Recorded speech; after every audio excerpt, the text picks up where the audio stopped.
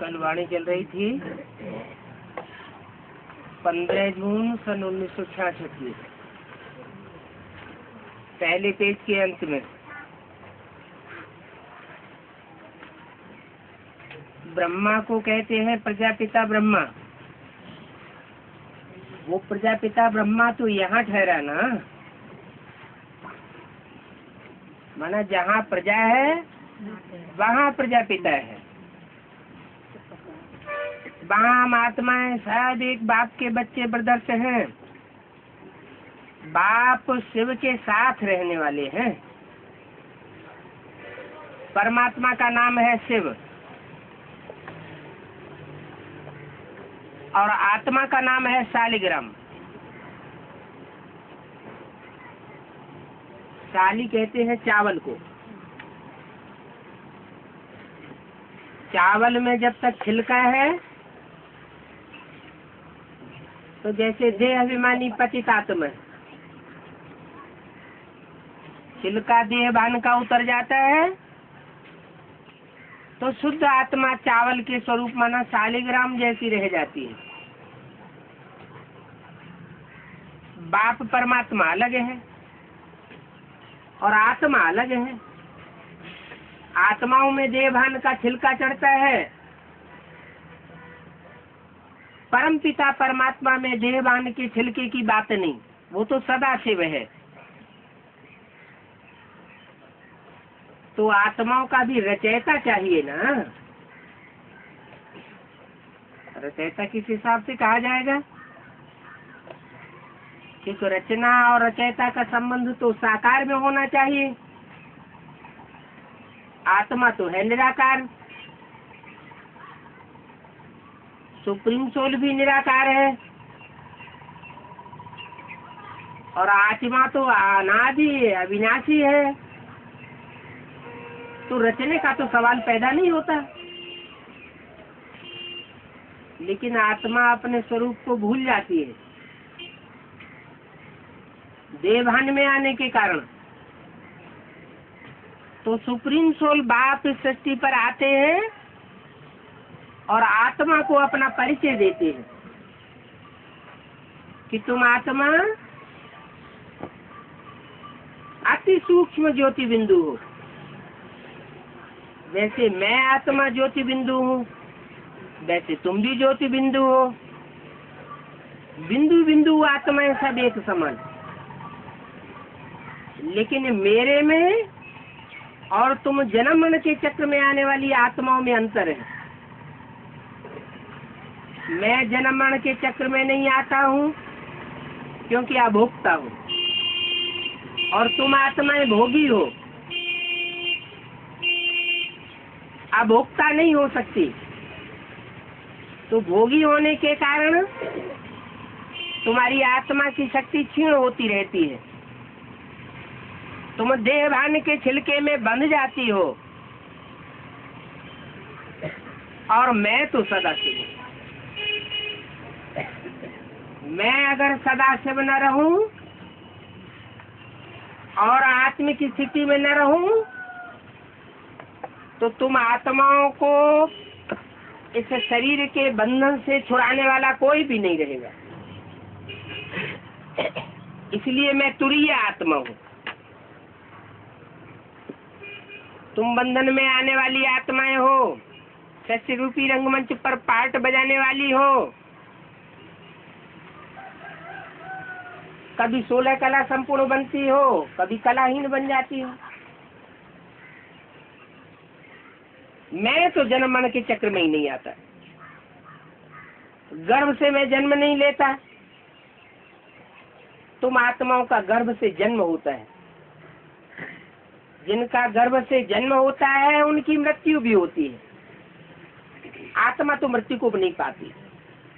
आत्मा एक चोला छोड़ दूसरा चोला धारण करती है। मैं भी धारण करता हूँ, परंतु मेरे जन्म दिव्य जन्म कहा जाता है। गीता में भी लिखा है प्रवेश तुम, मैं प्रवेश करने योग्य हूँ। जैसे भूत प्रेत आत्माएं प्रवेश कर जाती है, परंतु वो तो मनुष्य आत्माएं, उनको सूक्ष्म शरीर का बंधन होता है। मेरे को तो न स्थूल बंधन होता है न सूक्ष्म बंधन होता है। मैं तो हल्की फुल्की आत्मा हूँ और जिसमें भी प्रवेश करता हूँ उसको पता ही नहीं चलता मैं कब आता हूँ कब चला जाता हूँ। ब्रह्मा के तन में प्रवेश करता था तो ब्रह्मा को भी पता नहीं चलता कब आता कब चला जाता। ब्रह्मा की सोल शरीर छोड़ने के बाद जिस गुलजार दादी में प्रवेश करती है तो गुलजार दादी को अपना भान भूलना पड़ता है। कोई भी मनुष्य आत्मा किसी मानव शरीर में प्रवेश करती है तो जिसमें प्रवेश करती है वो उसकी चेतावस्था को समाप्त कर देती है, वो आत्मा अचेत हो जाती है। तो मेरी प्रवेशता में और मनुष्य आत्माओं की प्रवेशता में बहुत अंतर है। मेरे को तो देह भान का छिलका ही नहीं रहता, इसलिए मैं तो हल्की फुल्की आत्मा हूँ। मनुष्य आत्माएं हल्की फुल्की तब बनती है जब मैं आकर के उनको परिचय देता हूँ कि तुम ज्योति बिंदु आत्मा हो, ये प्रैक्टिस करो कि मैं देह नहीं हूँ, देह का पुतला नहीं हूँ, मैं तो अविनाशी ज्योति बिंदु आत्मा।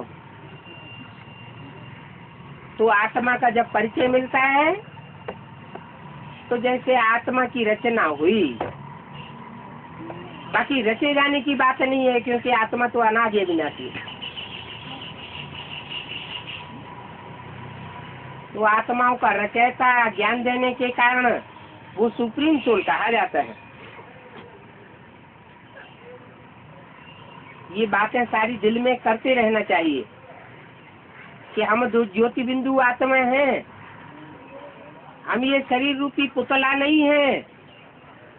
ये शरीर का पुतला तो आज है कल खलास हो जाएगा, फिर हमको नया पुतला मिलता है। जो ज्ञान मिला है वो अपने दिल में ठहराने के लिए मेहनत करनी है। 15/6/66 की वाणी का दूसरा पेज। आत्मा ही विचार करती है। पहले पहले तो ये निश्चय करो हम आत्मा बाप के साथ रहने वाली है। बाप परम धाम का वासी है तो हम आत्मा भी परम धाम की वासी है। सब धर्मों में उस परम धाम का ज्ञान है, नाम अलग अलग दे दिए। अंग्रेज लोग उसे कहते हैं सुप्रीम एबोर्ड, सोल बर्ड, और हिंदू लोग उसे कहते हैं ब्रह्मलोक, पारलोक। मुसलमान लोग कहते हैं खुदा अर्श में रहता है, फर्श में नहीं रहता, पहले कहते थे। अभी तो मुसलमानों में भी सर्वव्यापी का ज्ञान फैल गया है। जब तमो प्रधान हो गए हैं, कहीं खुदा नहीं मिला तो कहते हैं जर्रे जर्रे में भगवान है, जर्रे जर्रे में खुदा है। लेकिन ऐसे तो होता नहीं है। मैं तो ऊंचते ऊंच हूँ, जरूर ऊंचते ऊंच में प्रवेश करूंगा। तो मैं आता हूँ तो इस सृष्टि का जो हीरो पार्टधारी आत्मा है, उस हीरो पार्टधारी राम की आत्मा में प्रवेश करता हूँ मुकर्रर रूप से। और भी बच्चों में प्रवेश करता हूँ जिनकी यादगार है रुद्राक्ष की माला। रुद्राक्ष के जो मणके होते हैं उनमें मुख बने हुए होते हैं। ये याद है, यादगार है उनका मुख लेने की। कोई में 1 मुख, कोई में 4 मुख, कोई में 2 मुख, किसी में 14 मुख। इसका मतलब है उन आत्माओं में उतनी आत्माओं ने प्रवेश किया है, और पहले पहले मैं प्रवेश करके उनको आत्मिक स्वरूप में स्थित कराता हूँ। तो रुद्राक्ष के जो मणके हैं, वो रुद्राक्ष की माला 108 मणकों की माला होती है। मानस सृष्टि में 108 से 7 में ऐसी है जो हर धर्म से चुनी हुई श्रेष्ठ आत्माएं परमात्मा बाप के गले का हार बनती है और ऊंची पद पाती है। परमात्मा बाप ने जो संगठन बनाया, श्रेष्ठ आत्माओं का संगठन, उसकी यादगार है माला। हर धर्म में माला सिमरी जाती है, हर धर्म में माला फेरी जाती है। मुसलमान भी माला फेरते हैं, क्रिश्चियंस भी माला फेरते हैं, बौद्धी भी माला फेरते हैं, और हिंदुओं में तो माला का सिमरण किया ही जाता है। सिमरण करना माना स्मरण करना, याद करना। उन 108 आत्माओं को इतना क्यों याद किया जाता है? जरूर है उन्होंने परमात्मा के कार्य में, सृष्टि रचना के कार्य में, तामसी सृष्टि के विनाश के कार्य में और नई सृष्टि की पालना के कार्य में विशेष सहयोग दिया होगा। तो उन 108 आत्माओं का हर धर्म में माला के रूप में यादगार चली आ रही है। तो निश्चय ये होना चाहिए कि हम बाप के साथ रहने वाली आत्मा हैं, हम उनके बच्चे हैं, तो हमको जरूर वर्षा मिलना चाहिए। हद का वर्षा हद का बाप देते हैं। लाख करोड़ अरब का वर्षा दे देंगे, बेहद का बाप आकर के बेहद का वर्षा देता है। एक जन्म की सुख शांति का वर्षा नहीं देता है, 21 जन्मों की अखंड सुख शांति का वर्षा देता है। और 21 जन्मों की अखंड सुख शांति के आधार पर जो बाकी बचे 63 जन्म हैं 84 के चक्र में से, उनमें भी सुख शांति का वर्षा स्वतः ही मिल जाता है। क्योंकि आत्मा में जो पुरुषार्थ के संस्कार पड़ जाते हैं, श्रेष्ठ पुरुषार्थ या मध्यम पुरुषार्थ या निष्कृष्ट पुरुषार्थ, वैसा वैसा वो आत्मा पद पाती रहती है। सत्युग त्रेता में स्वर्ग की रचना होती है मेरे द्वारा, वहाँ राम कृष्ण का राज्य होता है। कृष्ण के लिए कहते हैं, हे कृष्ण नारायण वासुदेव। नारायण का राज्य सत्युग में था, 16 कला संपूर्ण था, तो वो 16 कला संपूर्ण राज्य मैं आकर के स्थापन करता हूँ। ये संपूर्ण वर्षा मैं आकर के देता हूँ। सुप्रीम सोल बाप जरूर सुप्रमेसी का वर्षा देगा। और भी धर्म पिताएं हैं, वो है नंबरवार, इब्राहिम, बुद्ध, क्राइस्ट, गुरु नानक अपने अपने धर्म के फॉलोअर्स को कुछ न कुछ दे करके जाते हैं, लेकिन वो हद की प्राप्ति कराते हैं और मेरे से बेहद की प्राप्ति होती है। तो ऐसे नहीं कि मैं सिर्फ आकर के भारतवासियों को मुक्ति, जीवन मुक्ति का वर्षा देता हूँ। प्रत्येक मनुष्य आत्मा अपने अपने पुरुषार्थ के अनुसार मेरे से ऊंच मध्यम अथवा नीच प्रकार का वर्षा पा लेती है। मैं खुली छूट देता हूँ पूरा पुरुषार्थ करने के लिए, चाहे कोई काना हो, अंधा हो, लूला हो, लंगड़ा हो, गरीब हो, अमीर हो, किसी भी धर्म का हो, किसी भी जाति का हो, किसी भी देश का हो। बाप कहते हैं मैं किसी प्रकार का भेदभाव नहीं करता। ऐसा 500-700 करोड़ मनुष्य आत्माओं की दुनिया में प्रत्येक मनुष्य आत्मा मेरा बेहद का वर्षा लेने की हकदार है। तो जो मेरे बच्चे हैं उनको जरूर पूरा वर्षा मिलता है। मेरे बच्चे हैं पूरे 84 जन्म लेने वाले, ऑलराउंड पार्टधारी हैं। ये भी तुम जानते हो। तुम किससे कहा जाता है? जो सामने बैठे होते हैं उनसे तुम कहा जाता है। माने बाप से जो डायरेक्ट पढ़ाई पढ़ते हैं वो बच्चे 84 जन्म लेने वाले बच्चे बनते हैं, और वही जानते हैं कि हम आत्माओं का बाबा है। झाड़ का पहले पहले बीज होता है। जैसे सिजरा बनाते हैं, बाप है बड़ा, फिर बीज से 2-4 पत्ते निकलते हैं, फिर एक लिक निकालते हैं, और एक से वृद्धि को पाते पाते झाड़ बड़ा हो जाता है। तो ये भी मनुष्य सृष्टि का झाड़ है।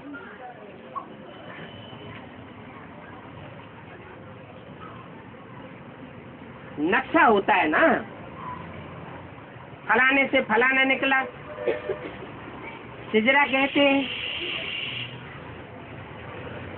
इन फलाने ने फलाने से जन्म लिया।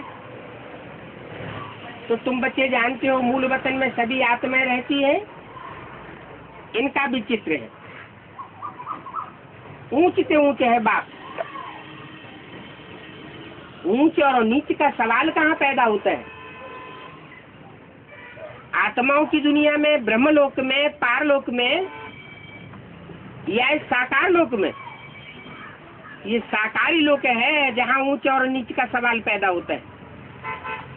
और धर्म पिताएं हैं नंबरवार, लेकिन ऊंच से ऊंच बाप है वो है जिसको धर्म पिताएं भी मानते हैं, गॉड फादर के रूप में। तुम बच्चों की बुद्धि में भी है। बाबा इस शरीर में आया हुआ है, रूहानी बाप इसमें आए रूहों को पढ़ाते हैं। इसको पढ़ाते हैं। जो देह अभिमान में रह करके पढ़ते हैं वो नहीं पढ़ पाते, उनको पढ़ाते भी नहीं है। जो आत्मा अभिमान में रहते हैं वो ही मेरे से पढ़ाई पढ़ते हैं, और सूक्ष्म वतन में तो नहीं पढ़ावेंगे। ये भी अभी तुम जानते हो। सतयुग में तो ये नॉलेज किसी को रहती नहीं है। वहां तो सब देवताएं होते हैं। देवताओं को कोई प्रकार की पढ़ाई पढ़ने की दरकार नहीं, क्योंकि वो तो सुखी होते हैं। देवताएं जब द्वैत की दुनिया द्वापर में आते हैं, जन्म लेते लेते, तब दुखी होते हैं। मैं जो अद्वैत राज्य स्थापन करता हूँ, उस राज्य में सतयुग त्रेता में एक ही राजा होता है, एक ही धर्म होता है, एक ही कुल होता है, एक ही भाषा होती है, और एक ही मत होता है। इसलिए वहां लड़ाई झगड़े दुख आदि की बात ही नहीं होती। जब से दूसरे दूसरे धर्मों के धर्म पिताएं आना शुरू हुआ, आज से 2500 वर्ष पहले इब्राहिम आए, उन्होंने इस्लाम धर्म स्थापन किया, द्वैतवादी दुनिया शुरू हो गई। दूसरा मत शुरू हो गया, देवता की मत है। तो बाप ने आकर के स्थापन की थी। वो तो आज से 5000 वर्ष पहले आया था, अद्वैत मत स्थापन करके गया था। उस अद्वैत मत की लिमिट है 2500 साल। वो 2500 साल के बाद फिर दूसरे धर्म पिताएं आकर के अपना अपना धर्म स्थापन करते हैं। तो दूसरी मतें मिक्स होती जाती हैं। जितनी मतें बढ़ती जाती हैं उतने धर्म बढ़ते जाते हैं, उतनी जातियां बढ़ती जाती हैं, उतनी भाषाएं बढ़ती जाती हैं, और आपस में लड़ाई झगड़ा, मारा मारी, दुख अशांति बढ़ती चली जाती है। तो तुम बच्चे अब जानते हो कि एक सदगुरु की श्रीमत से है सदगति, और अनेक मनुष्य गुरुओं की मनमत और मनुष्य मत से है दुर्गति। श्रीमत से सदगति और मनुष्य मत से दुर्गति। अब मैं यहाँ आया हुआ हूँ तो भी देखो श्रीमत पर नहीं चलते हैं। 63 जन्म की रग पड़ी हुई है मनुष्य मत पर चलने की अथवा मन मत पर चलने की। तो मैं ऊंचे बात जो बोलता हूँ, जो बताता हूँ, उस बात को नहीं पकड़ पाते। बाप कहते हैं ये बनी बनाई बन रही, अब कछु बननी न है। हर आत्मा ने पिछले 63 जन्म में जैसा जैसा पार्ट बजाया है वैसी वो मेरे आने के बाद भी शूटिंग करती है। वो संस्कार आत्मा में बंधे हुए हैं। कोई श्रेष्ठ मत पर चलते हैं, कोई फिर भी भ्रष्ट है, सड़ी हुई मत पकड़ लेते हैं।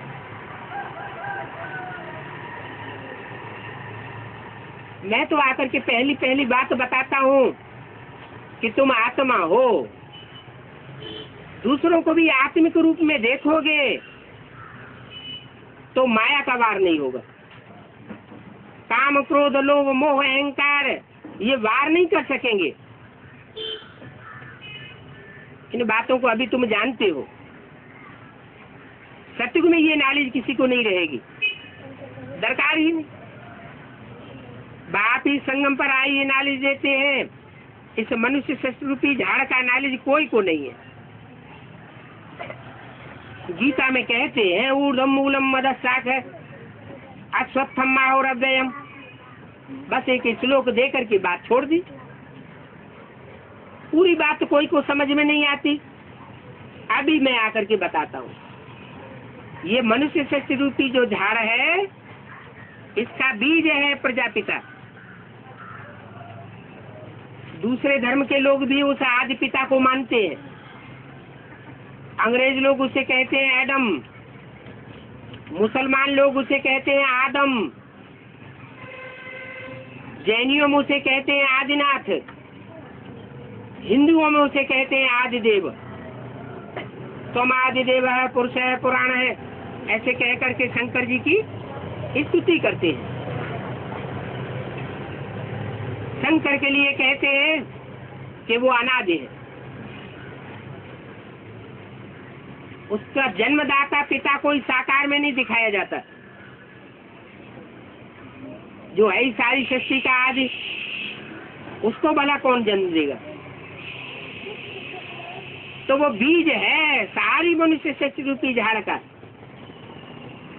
उसे एक बीज से फिर 2 पत्ते निकलते हैं, राधा और कृष्ण। फिर 2 से 4, 4 से 8 ऐसे पत्ते वृद्धि को पाते जाते हैं। अभी बात तुमको समझाते हैं बच्चे। अभी तुमको फिर से घर चलना है। ये झाड़ पुराना हो गया। इस मनुष्य सृष्टि रूपी झाड़ में अब एटम बमों से आग लगनी है। आज से 60-70 साल पहले एटम बम का नाम निशान नहीं था, किसी के दिमाग में भी नहीं था कि ऐसी भी कोई महाविनाशकारी चीज तैयार हो सकती है जिससे सारी दुनिया भस्म हो जाए। क्यों नहीं था? क्योंकि आज से 70 साल पहले परमात्मा बाप भी इस सृष्टि पर नहीं आया था। सुप्रीम सोल बाप जब इस सृष्टि पर आते हैं, नई दुनिया की स्थापना करने के लिए आते हैं, नई दुनिया का नया संगठन बनाने के लिए आते हैं, तो पुरानी दुनिया के विनाश की सामग्री भी तैयार होना शुरू होती है। एक तरफ स्थापना होती है गुप्त, पंडा बाप के बच्चे पंडे पांडव वो अपना गुप्तवास गुप्त रूप में करते हुए नई दुनिया की स्थापना के कार्य में लगे रहते। शास्त्रों में ये बात आई है कि पांडवों ने वर्षों गुप्तवास किया और उसमें भी लंबे समय तक गुप्तवास काम्पिल्य नगर में किया।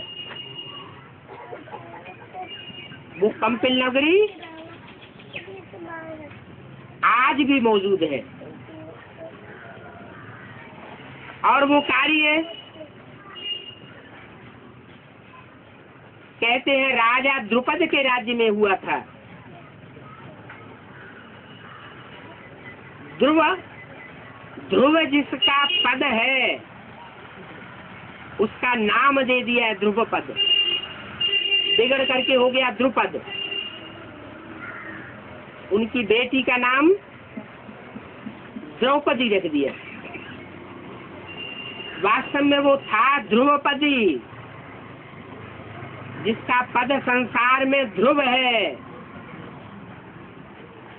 चाहे कितने भी माया के तूफान आवे, लेकिन उसका पद मिट नहीं सकता। इतनी पावर भरी हुई है उसे जीवन रूपी नैया में। कहते हैं उस द्रौपदी का जन्म काम्पिल्य नगर में यज्ञ कुंड से हुआ था। अब ऐसा कोई यज्ञ कुंड नहीं होता जिसमें स्वाहा स्वाहा करने से कोई मनुष्य पैदा हो जाए। ये तो यज्ञ कुंड है ज्ञान का। ज्ञान यज्ञ कुंड में से वो द्रौपदी प्रत्यक्ष होती है, मन प्रत्यक्षता रूपी जन्म लेती है। जैसे बच्चा पहले गुप्त होता है, गर्भ में होता है, बाद में जब बाहर आता है तो प्रत्यक्ष होता है, माने कहा जाता है कि जन्म लिया। तो ऐसे ही जब तक वो परम पिता परमात्मा इस सृष्टि पर गुप्त पाठ बजा रहा है गुप्त पांडवों के साथ, तब तक वो प्रत्यक्षता नहीं हो सकती द्रौपदी की। और जब वो गुप्त पाठ प्रत्यक्ष होता है तो पांडव भी प्रत्यक्ष हो जाते हैं, द्रौपदी भी प्रत्यक्ष हो जाती है और बाप भी संसार में प्रत्यक्ष हो जाता है।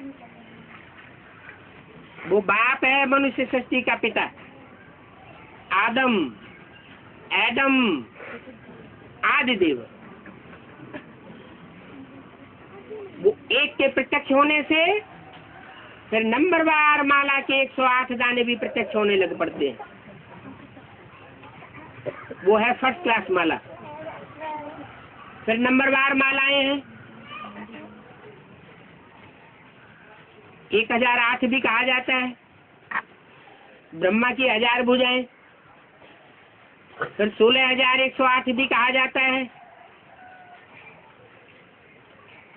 इस सृष्टि रूपी रंगमंच पर विशेष राज परिवार जिसकी बाप आकर के स्थापना करते हैं, जो जन्म जन्मांतर राजा ही पाते हैं। ये राजाई देने का कार्य, राजाई की पढ़ाई पढ़ाने का कार्य और कोई मनुष्य गुरु नहीं कर सकता।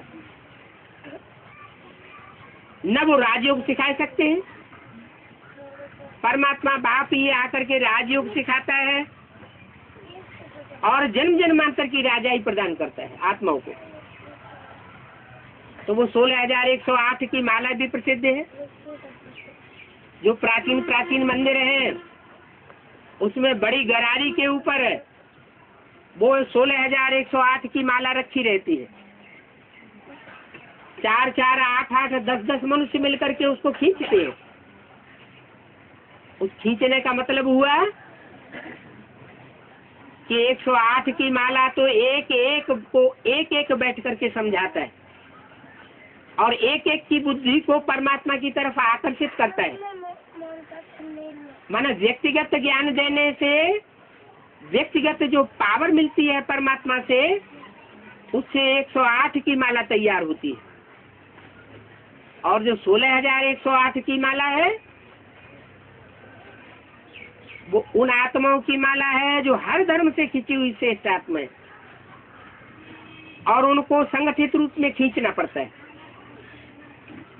4 4 8 8 मिलकर के उन आत्माओं को ज्ञान में खींचते हैं। अभी ये कार्य चल रहा है, मालाएं तैयार हो रही हैं। बड़ी सी बड़ी माला है 9 लाख की, 9,16,108 नई सृष्टि की आबादी होगी। आज की दुनिया की पॉपुलेशन है 500-700 करोड़। ये 500-700 करोड़ सब खलास हो जाने वाले हैं। एटॉमिक बमों का विस्फोट होगा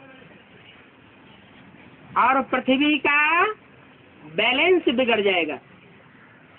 भूकंप आएंगे और उन भूकंपों में ये बड़ी बड़ी महलमानियां अटारियां जो आज माया का पाम्पेंड शो पिछले 100 वर्ष के अंदर देखने में आ रहा है, वो सब खलास हो जाना है। सृष्टि की आबादी 9 लाख रहेगी। 500-700 करोड़ में से 1 करोड़ भी नहीं रहेगी। 1 करोड़ का भी 10वां हिस्सा 9 लाख जाकर के आबादी रहेगी। और इतने जो धर्मखंड इस सृष्टि पर फैले हुए हैं, इब्राहिम का स्थापन किया हुआ इस्लाम धर्मखंड, अरब देश, अफ्रीका, ये भी समुद्र के गर्त में समाये जाएंगे।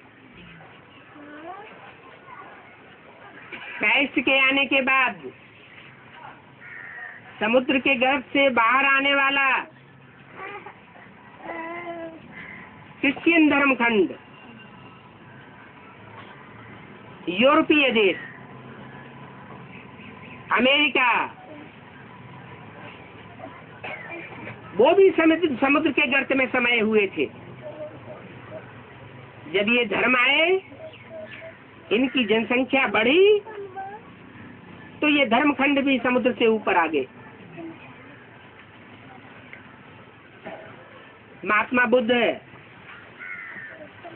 के द्वारा फैला हुआ बौद्ध धर्मखंड, चीन, जापान वगैरह, इंडोनेशिया, मलाया वगैरह, ये पूर्वी देश जो पृथ्वी के नक्शे पर पूरब में दिखाए जाते हैं, ये आज से 250-2000 साल पहले पृथ्वी के नक्शे पर नहीं थे। जब बौद्ध धर्मखंड स्थापन होता है तो बौद्ध धर्मखंड भी समुद्र के गर्त से बाहर आ जाते हैं और जनसंख्या उनकी वहां फैलने फूलने लगती है। अब इन सब धर्मखंडों का खलासा होना है, सब धर्मों का विनाश होना है, एक सद्धर्म रह जाएगा। जिस सद्धर्म की स्थापना एक सदगुरु निराकार के द्वारा होती है, वो सदगुरु है, सारी सृष्टि की सदगति करने वाला। गति और सदगति 500-700 मनुष्य आत्माओं, 500-700 करोड़ जो भी मनुष्य आत्मा है, उन सब की गति होगी, माने उनको मुक्ति मिलेगी दुख दर्दों की दुनिया से। उनको सतयुग त्रेता में जाकर के सतयुग का जो 16 कला संपूर्ण सुख है वो प्राप्त नहीं होगा। वो सिर्फ 5-10 करोड़ ऐसी मनुष्य आत्माएं हैं जो सतयुग में त्रेता में जाकर के सुख भोगने की अधिकार नहीं बनती। वो ही आत्माएं जब दूसरे धर्म खंड के धर्म पिताएं आते हैं तो उन्होंने धर्मों में कन्वर्ट होने लग पड़ती है। सब कन्वर्ट नहीं होते। जैसे झाड़ का तना होता है, नीचे से ऊपर तक एक ही तना जाता है, तो उस तने में जो रहने वाली आत्माएं हैं वो कन्वर्ट नहीं होती। और कुछ डालियां इधर निकलती हैं, कुछ डालियां दक्षिण साइड में निकलती है, माना दाईं ओर और बाईं ओर। तो जो वाम मार्गी धर्म है वो विदेशी धर्म है। इस्लाम धर्म, क्रिश्चियन धर्म, मुस्लिम धर्म, ये वाम मार्ग का पोषण करने वाले धर्म है, विविचार को फैलाने वाले धर्म है। इन धर्मों में अब विविचार को मान्यता नहीं है। भारत में देवी देवताओं का सनातन धर्म जो था वो अव्यभिचारी धर्म था। राधा और कृष्ण का अविनाशी प्यार था। लक्ष्मी नारायण का कोई भी मंदिरों में चित्र तो होता है, मूर्तियां होती हैं, लेकिन शास्त्रों में कहीं भी उनकी ग्लानि नहीं है। ऐसा निर्दोष धर्म की स्थापना परमात्मा बाप आकर के करते हैं। और धर्मों में सब में दोष समाये हुए। विविचार का दोष तो हर धर्म में फैल गया। जो वाममार्गी धर्म है, विदेशी धर्म है, उनसे भारतीय धर्म भी प्रभावित हो गए। भारतीय धर्मों में से बौद्ध धर्म, संन्यास धर्म, सिख धर्म, वो भी विदेशियों से प्रभावित हो जाते।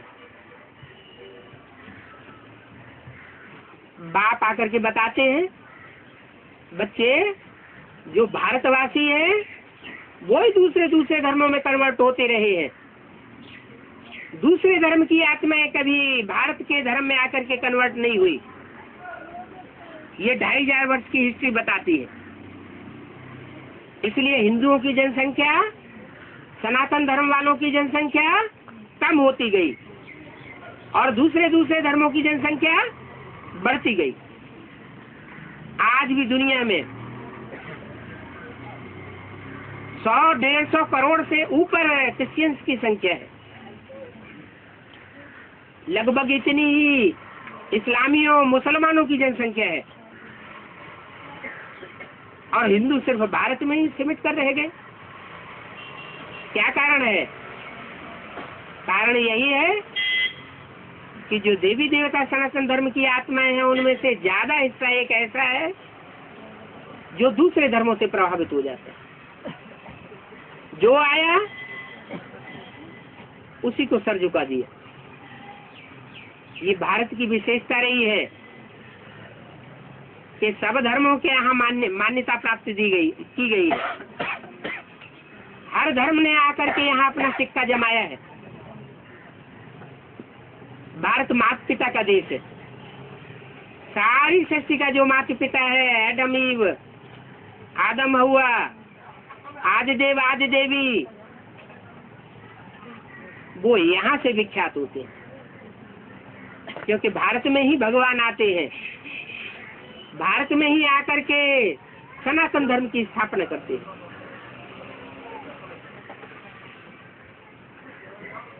तो ये अभी तुम जानते हो सतयुग में ये नॉलेज किसी को नहीं रहेगी। देखो सतयुग की आयु कितनी लंबी लिख दी है। अभी बाप तुमको समझाते हैं, बच्चे अभी तुमको घर चलना है। ये सृष्टि अब हजारों साल चलने वाली नहीं है। सतयुग में जो लंबी लंबी आयु लिख दी है उसका मूल कारण भी है। कारण ये है कि कोई भी मकान बनाया जाता है तो पहला तल्ला बनाने में ज्यादा टाइम लगता है। कोई नाटक खेला जाता है तो पहला सीन तैयार करने में ज्यादा टाइम लगता है। तो ऐसे ही मैं जब इस सृष्टि पर आता हूँ तो चारों युगों की शूटिंग कराता हूँ। सतयुग, त्रेता, द्वापर, कलयुग, ये 4 सीन है इस ड्रामा के। 4 सीन में जो पहला सीन है देवी देवताओं का सतयुग, सत्य का युग, उसकी शूटिंग करने में लंबा टाइम खींचे जाता है। इसलिए शास्त्रों में सतयुग की आयु लंबी दिखा दी है। कहते हैं कलयुग से 2 गुनी आयु द्वापर की, 3 गुनी आयु त्रेता की और 4 गुनी आयु सतयुग की दिखाते हैं। ये सब बातें यहाँ की हैं।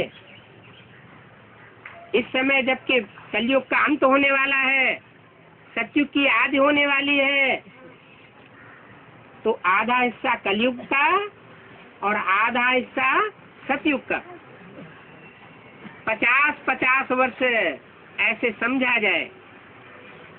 100 वर्ष के संगम युग में परमात्मा बाप आकर के सत्य को परिवर्तन करते हैं। तो ये शूटिंग काल चलता है। सतयुग की शूटिंग, त्रेता युग की शूटिंग, द्वापर युग की शूटिंग और अभी कलयुग की शूटिंग। चारों युगों की शूटिंग का राज जो बच्चों की बुद्धि में आता है वो ही शास्त्रों में लिख दिए। चाहे वो रामायण हो, राम रावण की कथा हो, वो कोई त्रेता युग की कथा नहीं है। त्रेता युग की शूटिंग में जो कार्य हुआ है वही उन्होंने शास्त्रों में लिख दिए। चाहे वो देवासुर संग्राम रहा हो, देवताओं और असुरों की लड़ाई कोई सतयुग में नहीं लगी, वो भी इसी समय की बात है। चाहे वो महाभारत युद्ध हो, वो महाभारत युद्ध ऐसे नहीं कि कृष्ण भगवान ने द्वापर के अंत में आकर के महाभारत युद्ध कराया और पापी कलयुग की स्थापना कर दी। फिर भगवान के आने का फायदा ही क्या हुआ अगर भगवान पापी कलयुग की स्थापना करने आए? नहीं, परमात्मा तो आता ही है कलयुग के अंत और सतयुग के आदि में। जब नई सृष्टि की स्थापना करनी होती है, पुरानी दुनिया का विनाश करना होता है, जैसे कि गीता में लिखा है, धर्म संस्थापनार्थाय विनाशाय च दुष्कृतम। धर्म की स्थापना करने के लिए आता हूँ, सब धर्म की स्थापना करता हूँ, और जो दुष्ट धर्म है, देह अभिमान को फैलाने वाले धर्म है, विविचार को फैलाने वाले धर्म है, उनका नाश कर देता हूँ। तो बाप आए हुए हैं, वो अभी कर्म अकर्म विकर्म की गति समझाए रहे। कैसा कर्म करने से तुम जन्म जन्मांतर सुखी रहेंगे और कैसा कर्म करने से तुम जन्म जन्मांतर दुखी हो जाते हो, वो राज आकर के बाप अभी समझाए रहे। मुख्य बात है आत्मा आत्मा भाई भाई की।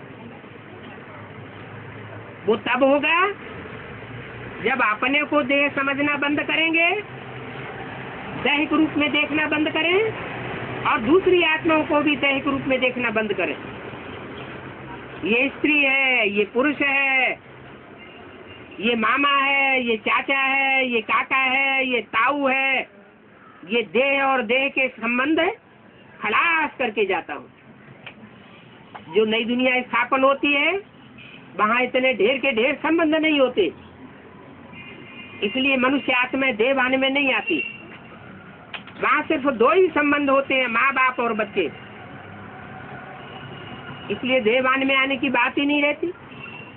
अभी भी बाप आकर के ये फाउंडेशन डाल रहे हैं, बच्चे तुम सब आत्माएं आपस में भाई भाई हो, भाई बहन भी नहीं समझो। भाई बहन भी समझेंगे तो स्त्री पुरुष का भान आता है। आत्मा आत्मा भाई भाई, जब तुम्हारी ऐसी स्टेज बन जाएगी तब तुम मनुष्य से देवता बनेंगे। जो देवता धर्म में स्थापन करता हूँ उन देवताओं की भक्ति मार्ग में द्वापर से पूजा होती है। वो देवताएं कोई और नहीं है। जो मंदिरों में मूर्तियां दिखाई गई हैं वो 33 करोड़ देवताएं तुम बच्चे ही बनते हो। लेकिन देवता बनेंगे बाद में, पहले बाप के घर के बच्चे बनना है। बाप के घर के बच्चे बनना मन आत्मा आत्मा भाई भाई। तो तुम सब ब्रदर्स हो। ब्रदर और सिस्टर तब कहा जाता है जब ये शरीर धारण किया जाता है। कोई स्त्री चोला धारण करती है आत्मा, कोई पुरुष चोला धारण करती है आत्मा, तो ब्रदर्स और सिस्टर्स कहा जाता है। प्रजापिता ब्रह्मा के बच्चे हैं तो ब्रदर्स और सिस्टर्स है, और परमपिता परमात्मा शिव के बच्चे हैं तो आत्मा आत्मा भाई भाई। अब ये देह भान छोड़ देना है, हम सब भाई भाई हैं। जरूर भाई भाई का बाप भी होगा, वो बाप है सुप्रीम सोल शिव, वो है परमपिता परमात्मा। सभी आत्माएं शरीर में रहते उसको याद करती है। शरीर छूट जाने के बाद फिर याद करने का सवाल पैदा नहीं होता। वो है बाप, ये भी समझाया है। 2 बाप हैं, एक आत्माओं का बाप और एक मनुष्य सृष्टि का बाप। आत्माओं का बाप सुप्रीम सोल शिव, जो शिव की यादगार मंदिर में रखी हुई है। सबसे पहला मंदिर बनाया गया सोमनाथ का मंदिर। उस सोमनाथ मंदिर में लाल पत्थर के लिंग में हीरा जड़ा हुआ था। वो हीरा है सुप्रीम सोल की यादगार।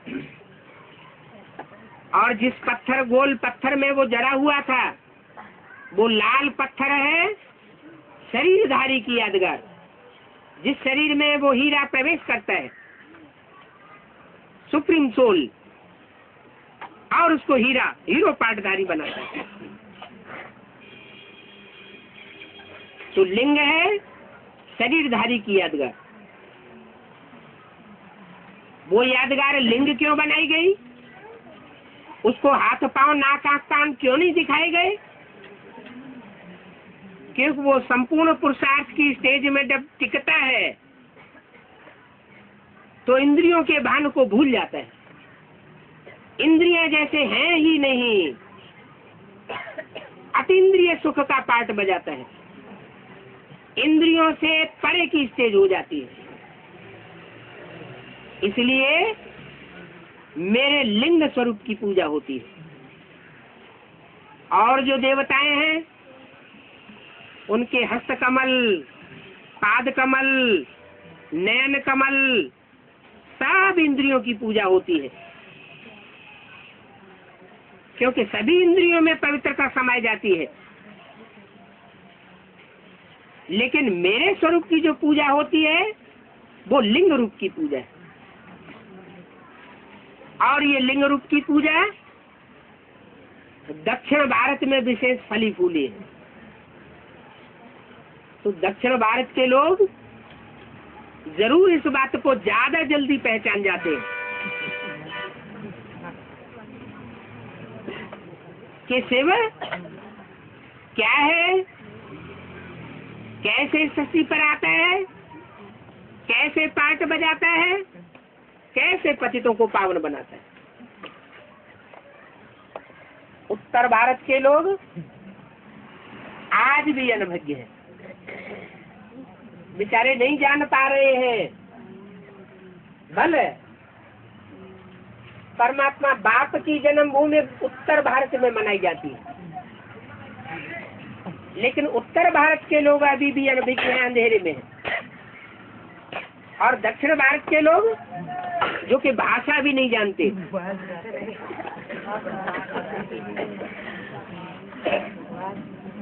भाषा की भारी प्रॉब्लम, फिर भी भगवान को पहचान लेते हैं। भगवान आकर के हिंदी में बोलता है, दक्षिण भारत में हिंदी जानते ही नहीं, तो भी उसका जो स्वरूप है, मैं जो हूँ, जैसा हूँ, जिस रूप में पार्ट बजाए रहा हूँ, उस रूप को मेरे बच्चे ही जानते हैं। तो बोला दो बाप हैं, एक बिंदु बिंदु आत्माओं का बाप और दूसरा है मनुष्यों का बाप, मनुष्य सृष्टि का बाप। मनुष्य सृष्टि के बाप को सब धर्म की आत्माएं मानती है। तो एक है साकार और एक है निराकार। वेदों में भी वो ऋचाएं आई हैं, ऋग्वेद में ये आया है, द्वा सुपर्णा सुयजा सखाया समानम वृक्षम अविशस्व जाते। ये शरीर रूप, ये शक्ति रूपी वृक्ष है। इस शक्ति रूपी वृक्ष पर दो पक्षी विराजमान है, एक साकार है और एक निराकार है, एक भोगी है और एक अभोक्ता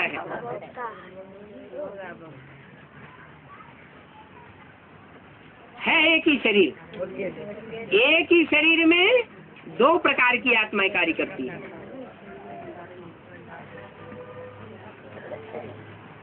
तो सभी आत्मा रूपी बच्चे अपने शरीर में रहते हुए उस अभोक्ता बाप को याद करती है। वो है बाप। ये भी समझाया है कि एक को याद नहीं करते हैं, साकार और निराकार दोनों के मेल को याद करते हैं। सत्य को त्रेता में कोई याद नहीं करता। क्यों नहीं याद करता? क्योंकि बाप का वर्षा सुख मिल जाता है। दुख में सुमिरन सब करें, सुख में करे न कोई। सुख की सृष्टि में कोई परमात्मा बाप को याद नहीं करता। जब द्वैतवादी धर्म आते हैं तब दुख की शुरुआत होती है, और जब जाति दुख बढ़ता है तो भक्ति बहुत बढ़ जाती है। जो दुखी बच्चे हैं वो बहुत याद करने लग पड़ते हैं। ये पतित दुनिया में सब पतित है, एक भी पावन देवता नहीं है, एक भी मनुष्य आत्मा ऐसी नहीं है जो ये कहे कि मैं किसी को दुख नहीं देता। तन से, मन से, धन से, समय, संपर्क और संबंधियों से कुछ न कुछ दूसरों को दुख जरूर देते हैं। तो आज के मनुष्य जो सत्युग त्रेता में देवता थे, वो देवता से बदल करके मनुष्य बने और मनुष्य से बिगड़ करके अब राक्षस बन चुके हैं। दैत्यों का काम होता है दुख देना, और जो भगवान आकर के देवता बना के जाता है, उन देवताओं का काम होता है दूसरों को सुख देना। देवताएं सुख ही सुख देते हैं और दैत्य दुख ही दुख देते हैं। आज दैत्यों की दुनिया है। इन असुरों को बदल करके देवता बनाना, ये एक ही सुप्रीम सोल बाप का काम है। अभी सारी दुनिया रावण की जेल में। ऐसे नहीं कि लंका में रावण था, नहीं, सारी दुनिया वेट है, इस सारी दुनिया के चारों ओर पानी ही पानी है। और इस रावण की दुनिया में राम का राज्य नहीं है। क्या? राम वाली आत्मा तो है, हीरो पार्टधारी है, लेकिन उसके लिए बोला है सुबह का अमीर और शाम का फकीर। हर कलप में ऐसा ही पार्ट बजाता है। कलयुग के अंत में फकीर बन जाता है और नई दुनिया की शुरुआत में विश्व का मालिक बन जाता है। इसलिए स्लोगन दिया हुआ है, शंकर विश्वनाथ कहलाते, राधा कृष्ण उन्हीं से आते। क्या? सारे विश्व का नाथ कौन बनता है? हिटलर नहीं बनता, नेपोलियन नहीं बनता, मुसोलिनी नहीं बनता। हिस्ट्री में इनकी बातें आई हैं कि ऐसे ऐसे महत्वाकांक्षी दूसरे धर्मों में हुए हैं जिन्होंने इच्छा की कि हम सारी दुनिया पर विश्व में राज्य करेंगे, लेकिन वो सारी दुनिया में विश्व पर राज्य नहीं कर सके, बीच में ही मर बिल्लाए के चले गए। ये तो एक सुप्रीम सोल बाप ही है जो आकर के ऐसी पढ़ाई पढ़ा रहा है, ऐसा राजयोग सिखा रहा है, जिस राजयोग को सीख करके सारी सृष्टि पर राजाई प्राप्त कराने का पुरुषार्थ कराया जा रहा है।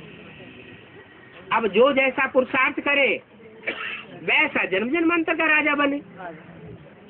कोई ऐसे भी होंगे जो सम्राट बनेंगे, कोई ऐसे भी होंगे जो जन्म जन्मांतर राजाएं बनेंगे, छोटे बड़े राजाएं बनेंगे, कोई ऐसे होंगे जो राजकुल में जन्म तो लेंगे लेकिन राजा नहीं बनेंगे, राजकुमार राजकुमारी बनकर के रह जाएंगे। तो ये प्राप्ति परमात्मा बाप आकर के कराए रहे।